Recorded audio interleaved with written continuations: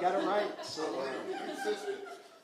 how are y'all? Good to see you. Good to be back home. We had some votes this week. We finished up in D.C. and was able to fly out here, get back home, and happy to qualify for re-election for Louisiana's 1st Congressional District. And it's truly an honor to represent the people of Southeast Louisiana in Congress. We've been able to work over the years to deliver a lot of really important things for the families of Southeast Louisiana. And we've been able to deliver billions of dollars in coastal restoration and flood protection projects, which are so vital to people being able to be safe in their homes. We've been able to bring a lot of important road projects. We had the widening of I-12 that we were able to get the funding for. Just today in St. Tammany, they had another ribbon cutting on another road widening project that I was able to get federal funding for, the elevation of LA1, which is a major evacuation route for South Louisiana.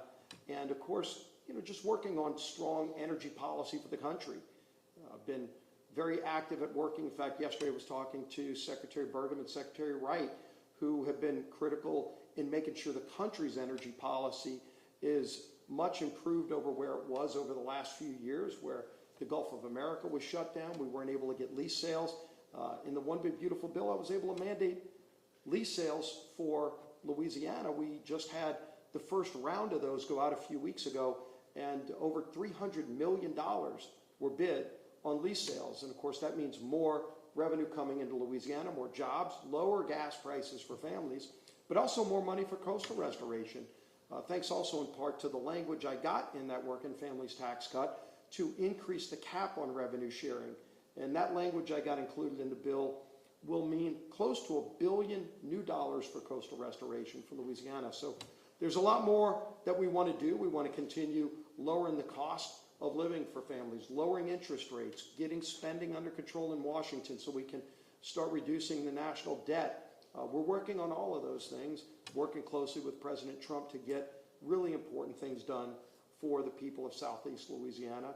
And so we'll be bringing that case to every part of the district over the next few weeks. It'll be, I'm sure, a pretty fast race between now and May 16th. But I want to thank Nancy Landry and her team here at the Secretary of State's office. They do a great job. It's always kind of behind the scenes. We're blessed in Louisiana to have a great elections office working with our clerks all across the state to have good, safe, fair elections. And that's something we actually voted on this week in Congress to ensure that for a lot of states who don't have that same type of efficiency that we are blessed with here in Louisiana. So I don't take it for granted. But with that, be happy to take a few questions. Congressman, welcome home. Good to be back. Big Happy Mardi Gras, too, by the way. Thank you. Big question now, of course, the people watching for these midterms with your razor-thin margin as a majority, you're the majority leader. There's a lot of forecasts that it may flip. The speakers, and you've contended that it won't, even that you could defy historical trends. What's your kind of assessment as you look ahead? Yeah, there's something we talk about all the time, and clearly when you look at the midterms coming up in November, and I've got to first focus on the May election here, but we also look at November and what is happening nationally and what we can do to keep improving the lives of families across the country. And there was a lot of mess that we had to mop up in the last year when President Trump came in a year ago. It's just been a little bit over a year. We had record high inflation, record high interest rates, costs of everything were higher, grocery store, gasoline prices. And I think people forget just how much damage was done. Individual families had lost $3,000 in buying power. Your pocketbook, you lost $3,000 of buying power during the 4 years of Joe Biden's presidency. And so we've been working to fix that. You've probably made up about $1,200 of that money already just in the last year that we've fixed. We also put some important tax stability in place by ensuring no tax increases, but also no tax on tips, no tax on overtime, going to help a lot of working families. For seniors, we created a tax credit that most seniors won't realize until they file their returns this April. And it's going to be really important for them because they're going to get back thousands of dollars in their pocket that they maybe were not expecting. And so when you look at what is facing us in terms of challenges. We know what those challenges are. We know what history says. But there's a way to defy history, and that is by turning this economy around. And we've started to do it. We're not where we need to be. But I think you're going to see over the next few months, there's trillions of dollars of investment coming in. And of course, Louisiana has not been left behind in that. Governor Landry's done a great job at making sure Louisiana's positioned to get some of that investment. You know, you look at the Meta plan. I've talked to Mark Zuckerberg about that now what is almost $10 billion being invested in Louisiana for that data center. I met with the Hyundai officials, you know, in the steel plant that's being built in southeast Louisiana. You're seeing so many other big investments come in, and not just in Louisiana, all across the country. And as those investments continue to be made, you're going to see more jobs created. You're going to see higher wages for families. And then as we also focus on controlling spending to lower inflation, lower interest rates so families can have the ability to buy a first-time home. All of those things, we're going to be making a case to voters across the country to say, one, do you want to go back to the bad days under the big spending far left? And by the way, the Democrat Party of today is nothing like what I served with in the state legislature. There are no blue dogs left. I mean, you literally will be able to find a spotted owl in D.C. before you find a blue dog. They're an extinct species. And what happened is the Mandami wing of the party has taken over. The socialists literally are running the Democrat Party. And so the voters are going to have a choice. Do you want to keep turning things around? And we can show clearly how we're working to make life better for families who were struggling because of the Biden years. Or do you want to go back to the Biden years on steroids? And that's what this election is going to be about in November. And that's why we're going to not only hold this razor-thin majority, but we have opportunities to grow the majority. I was with the former governor of Maine 2 nights ago, Paul LePage, who's one of our top recruit candidates in Maine. He's going to flip a seat from Democrat to Republican. And so we have opportunities all across the country to grow our majority. But, you know, even with a 2-seat majority, which is what we have right now, Speaker Johnson and I have an incredibly strong working relationship, and we've been able to deliver really important wins for our state and this country. Are you worried about hanging on to that razor-thin majority? Oh, you always worry about what is, you know, what's ahead of us in terms of challenges, but you also have the ability to confront those challenges. And voters are going to have a choice to make because on one hand, you're going to have Democrats just clamoring for more power. And I think it's important to remind those voters what Democrats do when they get power. They don't use it for the benefit of families. They use it to raise spending, raise taxes, run up interest rates, jack up inflation to the point where families can't even afford to buy a house under those policies. We're starting to reverse that. Do you really want to go back to the Biden years is going to be the question this November. We're finally starting to mop up the mess, and it was a big mess. But go look in New York. They just got socialist utopia. If you want to see what it looks like, you don't have to look far. 18 people died 2 weekends ago, froze to death. 18 people froze to death under a socialist government. That's what socialism gets you. They're incompetent people that don't care about the people they represent. And so we care about improving the lives of families. We're working to do that. We have more work to do. We don't want to see that work get stopped and go backward with Democrats who've made it clear they don't care about people. They're right now shutting the government down, not to defund ICE. ICE is fully funded through 2028. What Democrats are trying to do right now as we speak today is shut down the government to defund disaster relief under FEMA, to defund TSA so you can't even get on an airplane and fly if airports start shutting down. So again, they don't care about people and the pain they cause. That's the referendum that people are going to be facing in November. There were 9 people that died here too, right? What's that? There were people that died here, froze to death here in the storm as well. Yeah, but that was just in New York City. Yes. President Trump has endorsed a candidate both in the U.S. Senate race and in the 5th District race. Are those your preferred candidates? Are you going to back a candidate in either of those races? Well, let me remind you, President Trump endorsed me in this race, too. So I actually have the endorsement with me in my car, and he signed it. But President Trump did just endorse me for reelection in the 1st Congressional District. So I know there are other races going on, and I will be following those, but I focus on mine. And I'm also involved in races around the country, too, because, you know, what happens all across the country affects us in Louisiana. It affects the majority. And so I haven't gotten involved in any of those other races just yet. I know all the candidates. You know, obviously I serve with Julia Letlow, and I know she'll be qualifying tomorrow for the United States Senate. But I'm focused on my race right now, and just talking to the voters of Southeast Louisiana about the good things we've been able to deliver and the additional things we want to do to get this state and country back on track. Just piggybacking off of that, President Trump endorsed a candidate in the Congressional District 5 who is That's a right. resident. Do you believe that residency should matter when considering endorsements? Look, I'm not here to talk about the other races going on in Louisiana. There'll be time for that. I may get involved in some of those. I don't know. I've got to focus on my race right now. I just qualified. I don't know if y'all know that. I just like half hour ago. Nancy's the ink dry. I'm not sure, but it's just an honor to represent Southeast Louisiana. That's what I'm here to do.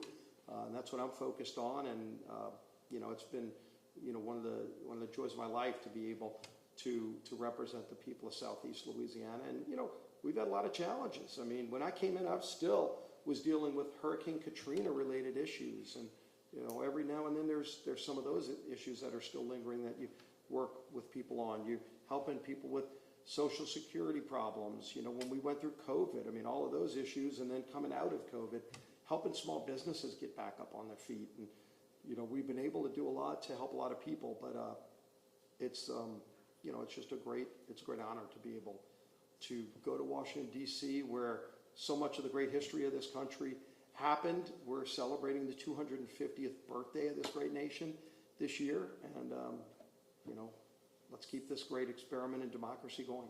Something that could affect your district, Congressman, and that's the map, the congressional map of Louisiana, which is being challenged now in the Supreme Court. And Yeah.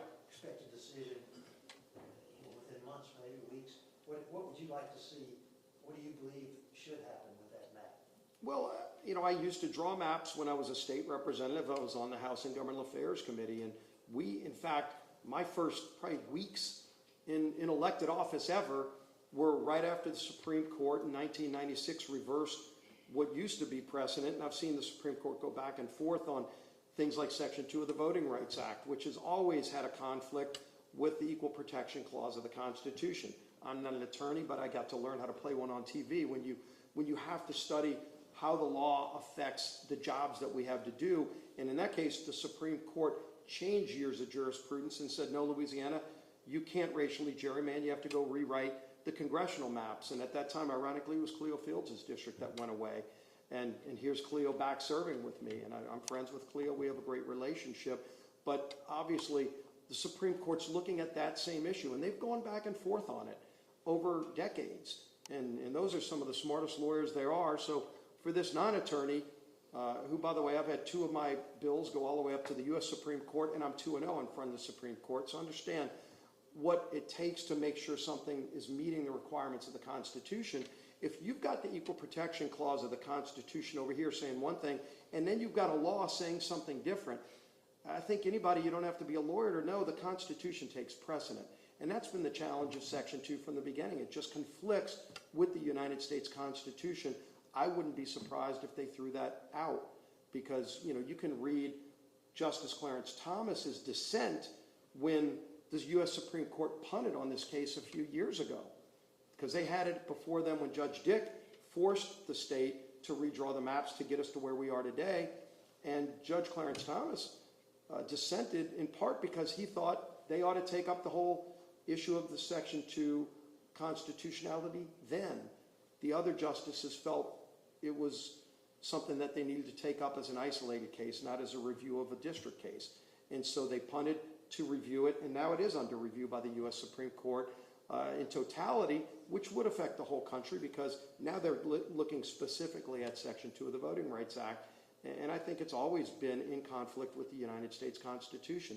That's the problem that faces them. I hope they do the right thing and clean that up. And if they do, then obviously what happens in Baton Rouge is out of my hands, but the legislature would have some decisions to make. And it wouldn't just be Louisiana's, by the way, a number of others would as well.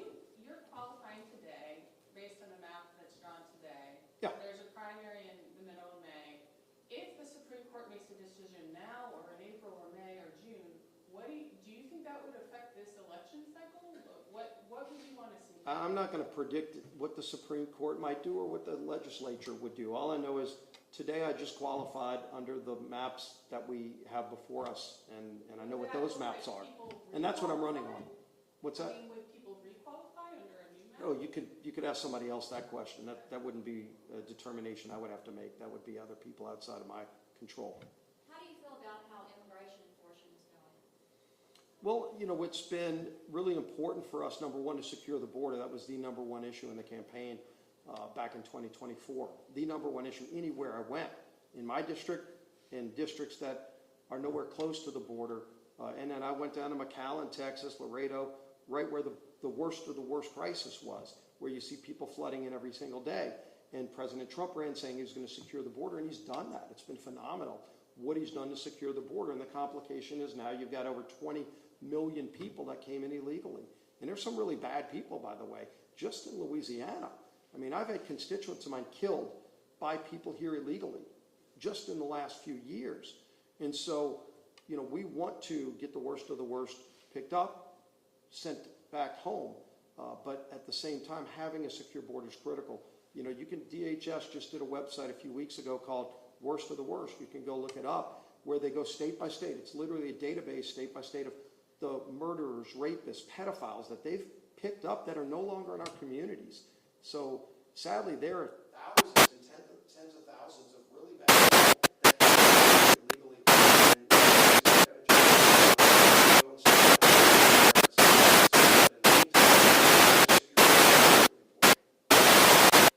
are you doing for Mardi Gras? I celebrated Mardi Gras. I delivered king cakes to a lot of my colleagues over the last 2 days. In fact, I had a meeting at the White House and gave one to Susie Wiles, the president's chief of staff. They don't last long. My colleagues love those king cakes. They eat them up. They send me pictures of who got the baby. I explained the tradition to them. I say, don't swallow the baby. You're now the king for the day, but you have to throw the next party. But I also ride the Bacchus, and I really enjoy that Sunday. I just saw Drew Brees is going to be riding with us again this year. He was our king a few years ago, and now a newly minted Hall of Fame, first ballot Hall of Famer Drew Brees will be riding with us in the Bacchus. So I always look forward to that, and just love the Mardi Gras tradition. My parents started bringing me when I was a little kid to parades, and we still love bringing our kids now to parades and passing that tradition on. So, controversial question, whose king cake are we bringing to the White House? So I've had a few, but this year was Rendazzler's. I mean, it's like, look, everybody plays games, and who I'm not going to say. I'm going to say, I love a number of different games, but this year we did Rendazzler's. Last year I think we did Adele's. And both made my district, and they're both wonderful, and they don't last long. They get eaten up really quickly. And I have members of Congress, Republican and Democrat. I don't just give them out to Republicans. Both parties are asking me weeks in advance, Scalise, when are you bringing the king cakes? They really do ask me that. And I'll tell them, don't worry, they're coming when we get closer to Mardi Gras. And this week we delivered them, and boy, did they go fast. All right, well, thank you all. We look forward to the election in the next